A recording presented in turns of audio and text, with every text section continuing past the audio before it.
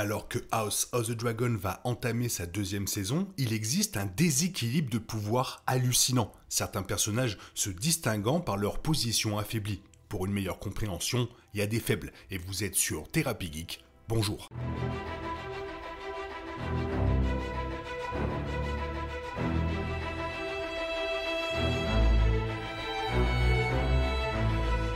Voilà, Morghulis. Comme Game of Thrones l'a prouvé, personne n'est en sécurité dans l'univers de George W.R. Martin, et House of the Dragon a jusqu'à présent prouvé que c'était la même. Après seulement 10 épisodes, le casting de la saison 2 présente déjà de nombreuses différences par rapport au point de départ, avec plusieurs nouveaux personnages rejoignant déjà le casting. En se concentrant sur les personnages déjà introduits dans la saison 1, la lutte pour le pouvoir à Westeros favorise certains plus que d'autres. La fin de la saison 1 a vu la guerre civile entre les factions Targaryen à Westeros devenir inévitable. L'inaction du roi Viserys Targaryen, en plus de divers opportunistes rivalisant pour élever leur statut, a conduit à un conflit, et Aemon Targaryen, assassinant le fils de Rhaenyra Targaryen, a transformé ce conflit en un bain de sang. Dans la saison 2, la guerre ravagera à Westeros, le pays étant divisé entre les factions noires et vertes. Les personnages les plus puissants avant la saison 2 sont principalement constitués de dragonniers et de dirigeants de grandes maisons. Par exemple, Daemon et Aemon Targaryen chevauchent tous deux certains des dragons les plus gigantesques et les plus expérimentés de Westeros, ce qui en fait de puissants atouts. D'un autre côté, Corlys Velaryon et Otto Hightower ont une grande influence sur la richesse et la force militaire. Les personnages les moins puissants ne possèdent pas de tels avantages ou se trouvent dans des positions qui les mettent gravement en danger. Rhaenys Targaryen, également connue sous le nom de la reine qui n'a jamais été, est un personnage relativement puissant en dehors du casting principal, mais elle présente certains inconvénients qui en font l'un des personnages les moins sûrs de son côté. En commençant par ses attributs positifs, Rhaenys chevauche l'un des dragons les plus puissants. Meleys n'a peut-être pas l'expérience du combat comme Caraxix ou Vhagar, mais elle reste une menace de taille et est connue pour être remarquablement rapide, ce qui est peut-être un avantage. Bien entendu, Rhaenys est également mariée à Corlys Velaryon, l'un des hommes les plus influents de Westeros.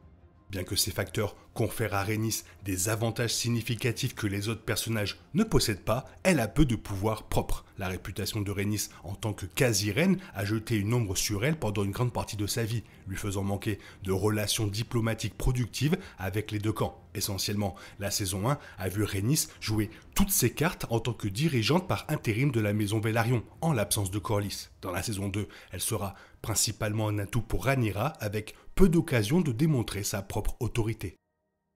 Alicent Hightower est dans une position similaire à Rhaenys Targaryen à l'approche de la saison 2, ce qui signifie qu'elles ont toutes deux déjà effectué bon nombre de leurs mouvements disponibles. D'une part, elle est la reine de Westeros depuis de nombreuses années, la mère du roi Aegon II, Aemon est la fille de la main du roi, Otto Hightower. Malheureusement pour Alicent, son personnage ne s'annonce pas comme une manipulatrice et une joueuse puissante à la Cersei, comme beaucoup auraient pu s'y attendre. Tout d'abord, elle a du mal à contrôler Aegon et Aemon depuis qu'ils ont grandi. Et surtout, maintenant que l'un est roi et l'autre un guerrier puissant, il sera presque impossible de les influencer. Deuxièmement, les sentiments de sympathie d'Alicent envers Rhaenyra pourraient provoquer une division entre elle et son propre camp, car elle n'aura pas la soif de sang ou le désir de vengeance comme le font la plupart des personnages de la faction verte. Enfin, un moment de livre dévoilé dans les bandes annonces de la saison 2 mettra Alicent dans l'un de ses états les plus vulnérables à ce jour. Criston Cole a accédé au pouvoir grâce à sa mesquinerie, son ambition personnelle et tous les comportements auxquels la garde royale est censée s'opposer. Pourtant, il constitue un atout puissant à ses côtés, car il est l'un des combattants très respectés et le Lord Commander de la garde royale. Dans la saison 2, sa haine envers Rhaenyra Targaryen continuera de jouer en sa faveur, car elle lui permettra de gagner les faveurs d'Aegon II. Le nouveau roi est imprudent et méchant, et Cole fait appel à cet aspect de sa personnalité.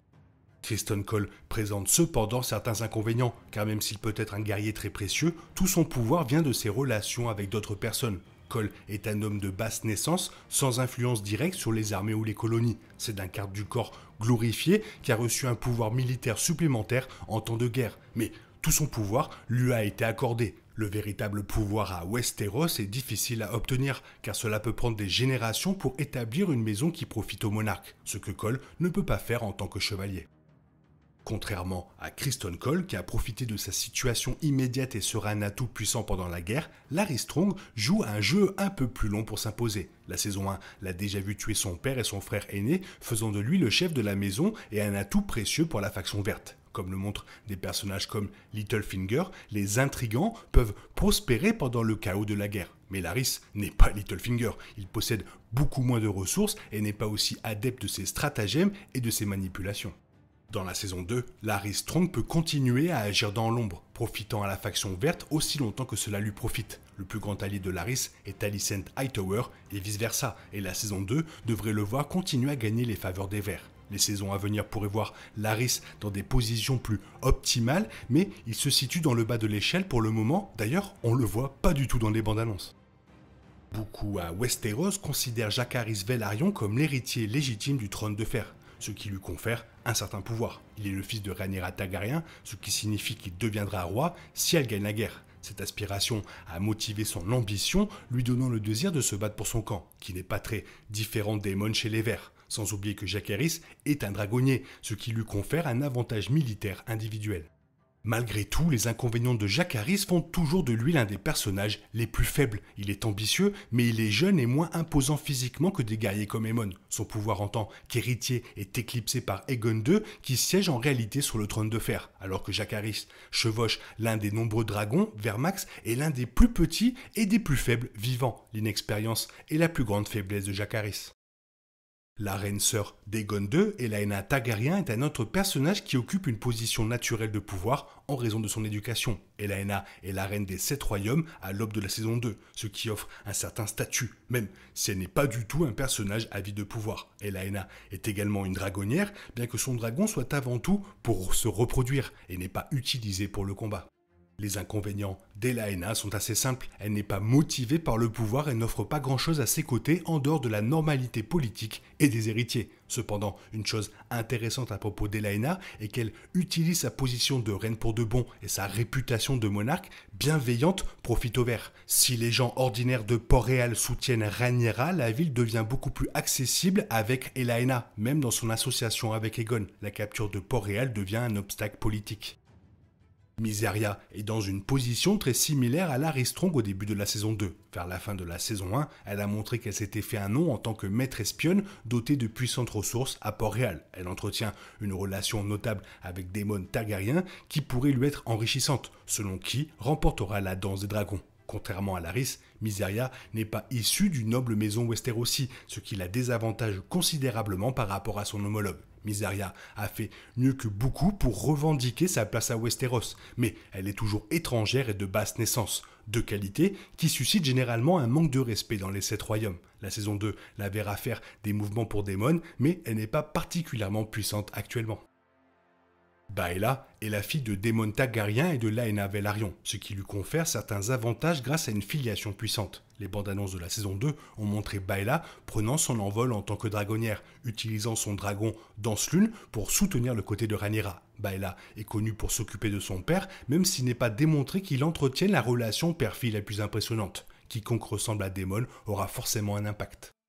Pourtant, à l'approche de la saison 2, Baela Targaryen n'a pas grand-chose à offrir. Elle est jeune et inexpérimentée au combat, et Danselune n'est pas un dragon particulièrement effrayant. Baela pourrait être un atout précieux pour son camp, comme tout noble dragonnière, mais elle ne changera probablement pas à elle seule le cours de la guerre civile. Ce sera toujours passionnant de voir ce que Baela fait en tant que guerrière, montrant peut-être un aperçu de sa formidable mère qui chevauchait autrefois Vhagar.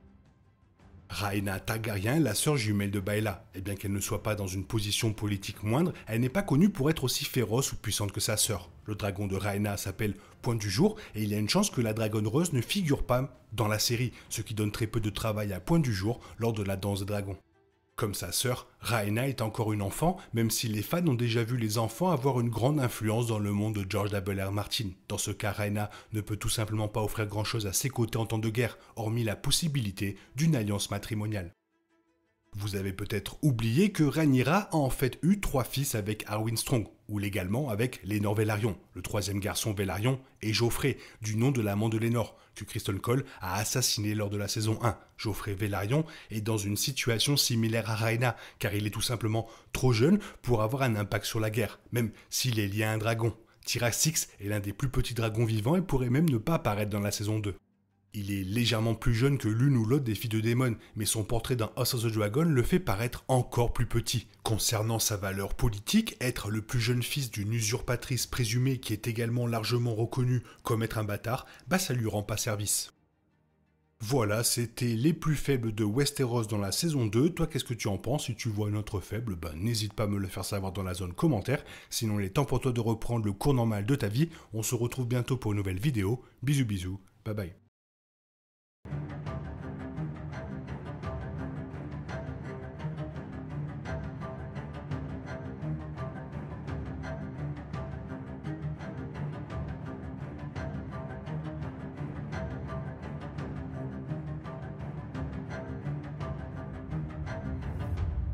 Valador Hyrus.